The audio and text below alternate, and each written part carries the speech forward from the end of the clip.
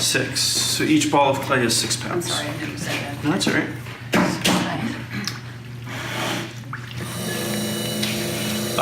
And I don't get to use a splash guard, which is kind of a downer. And I'm on one of these rolly chairs. I actually prefer one of the ones. Yeah, you might want that. I actually prefer the chairs that don't roll around, but it's not a big deal.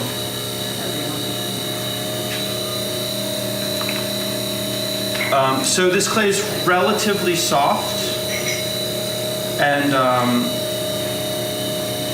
the nice thing about relatively soft clay is it's easier to center. The one thing that's nice about the clay being a little drier, though, is you're going to be able to throw like a thinner shape. So I think with these, I think most of the ones that were softer clay were like 20.5 inches wide. My real target is 21. But it's not that big of a deal. I actually need, can you hand me there's a metal rib right there? This? Yeah. You need all the tools too? Nope, just this.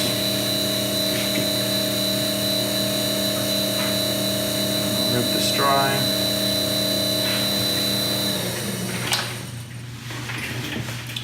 And then I'll also make sure my hands are dry too.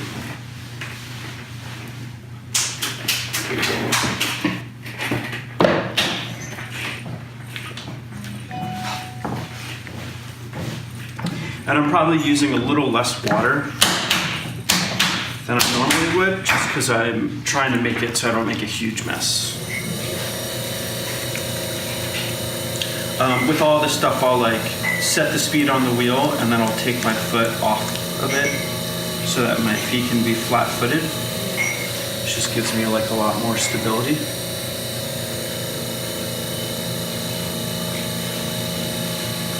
And I don't have the splash guards to lean on, which is pretty annoying. When I can, I'll lean my right elbow on my thigh for a little bit of stability.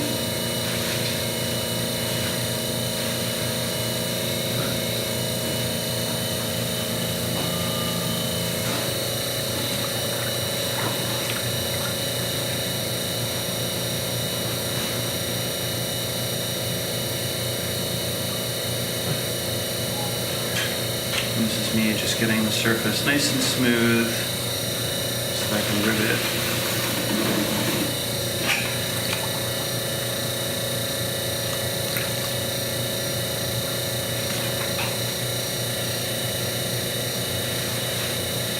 And, you know, centering these, it's the same as centering something that's small, you know, I'm doing all the same stuff.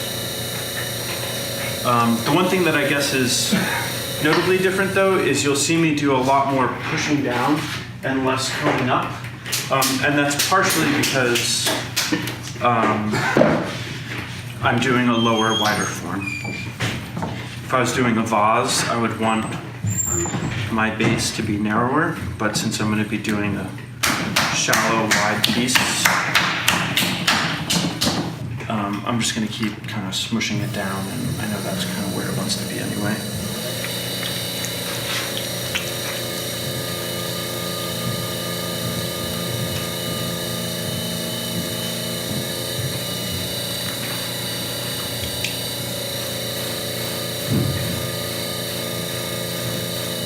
So normally you would see, you know, someone bring this down and then collar it up, or cone it up, excuse me, to center it. But I'm just gonna keep smooshing down because I need my base to get wider. Oh, nice. Hey, Alyssa, you're just in time. Did in fact show up. Nice, good to see you. So I'm doing a big bowl, and you're just getting to the good part. So I just to catch you up, I took 3 6-pound balls of clay. And I'm out. I centered one, and then ribbed it, the surface of it dry, and then centered the other one on top of it, and ribbed the surface dry again, and then added the third one. So I do this because, I mean, you know, if I want a real workout, I could, you know, probably center 18 pounds of clay at once, but it's so much easier to center it in pieces, you know? 18 pounds. Yeah, it's a lot. But when you do it in 6-pound chunks, it's so easy, you know, so if you want to throw something big and you're worried about, you know, it being really difficult, you could like center it in 3-pound chunks or something like that. Yeah.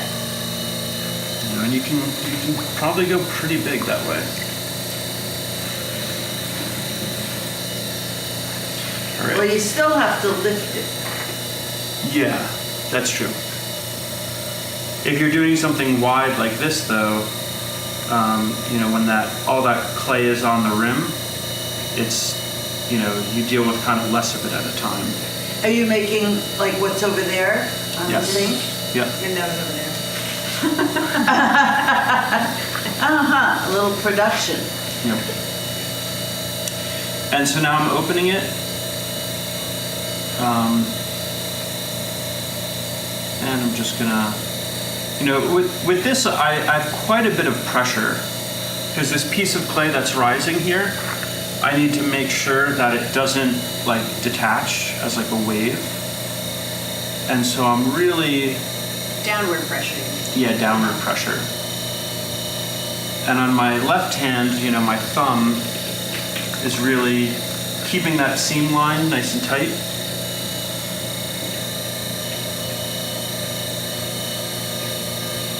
Do you open it not quite as far down as you would if you were doing a tall base shape? Yeah, like with these, I want like a more stable sort of base. So with these with these bigger, wider pieces, you really have to worry about them cracking in the middle. You know, I mean, like everyone knows that they'll throw a bunch of stuff, and everything will be great, and then they'll throw a plate and they'll get a big nasty ice crack, and it's super annoying. So you really want to take your time with the middle and compress it. And so a lot of times I'll open it, but I won't open it all the way to the bottom. And that way I can just kind of keep going over it and slowly move the clay out while giving it a lot of compression. So you don't need to add on clay in the middle, you just... If you have problems with the S-cracks, then you should add the clay in the middle. If this was porcelain, I would 100% add clay to the middle. But because this is stoneware, I feel more confident that I won't get an S-crack. So.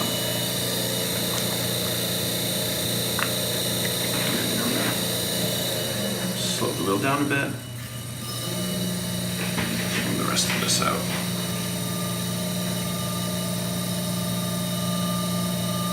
This is me kind of moving it out, but in that recentering hand position. Because usually with these big ones, there's like a little bit of off-centerness at the very bottom outer edge that it's just too much work to fix it, so I just kind of ignore it. But because of that, Here. yeah. I But see because it. of that, I end up needing to compensate in some way, and the way that I compensate is by recentering the rim as I'm bringing it out and up.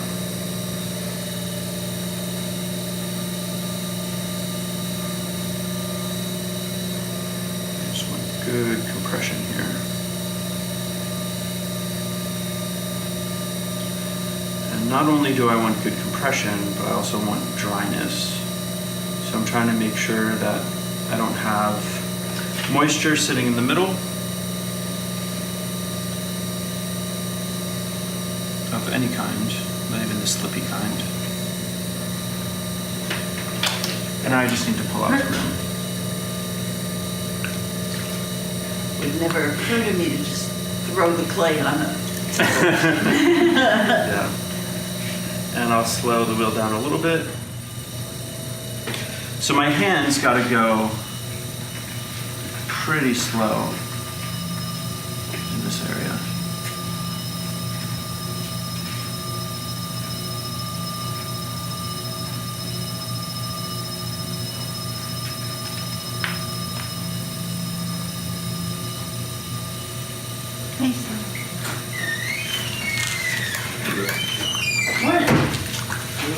too out there? What's the rain? It's supposed Get to be warmer. No, cold. it's supposed to just get warmer. It's gonna be a big pile of mud. And one of the tricky things about these bigger ones is that sometimes you'll have enough moisture in one area, but not, like it'll rotate around and then that spot on the other half will be dry, so. Why would that happen? Well, because I'll put the sponge on and the sponge will be nice and wet, Yeah, and but then then it'll run it'll out. dry out halfway through, so. And so now it's just a matter of, That's quick. you know, kind of coaxing it out for the last bit.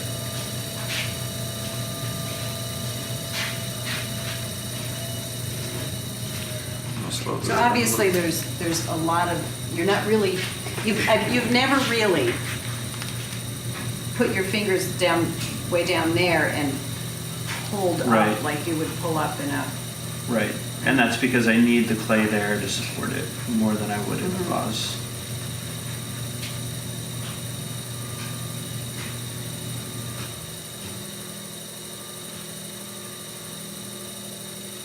And this is the part where I really wish the clay was a little drier.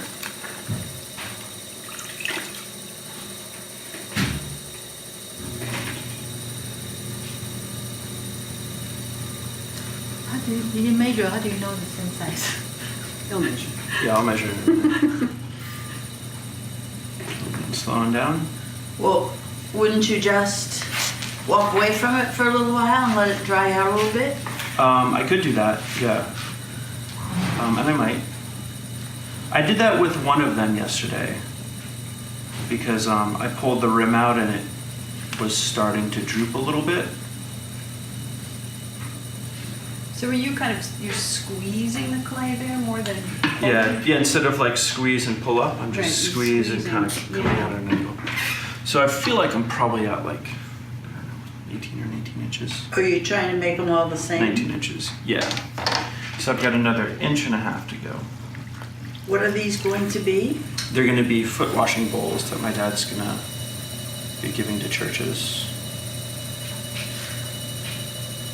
So I have to make a pitcher to go with everyone as well. And so to, get this last little bit, it's like, I was doing really big motions at first, but now it's all small, slow motions. I need the wheel to go slower, otherwise I'll have a pancake.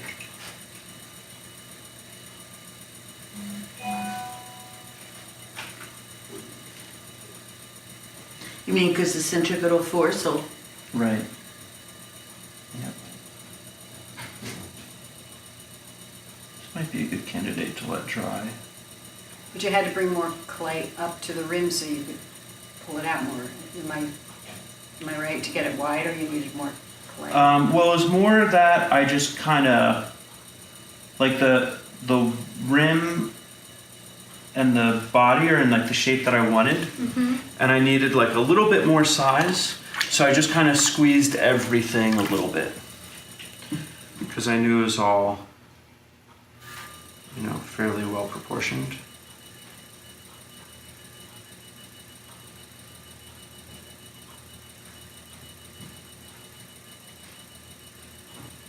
And you saw with this, when I pulled it up, or pulled it out, excuse me, I pulled it at more of an upward angle. And now I'll very gently just settle it back down. I feel like I don't really want to push it anymore. And I'm at 20.5, so hit my mark. Great. And then, I'll just do a tiny bit of ribbing just to make sure everything's nice and smooth. And that's basically it.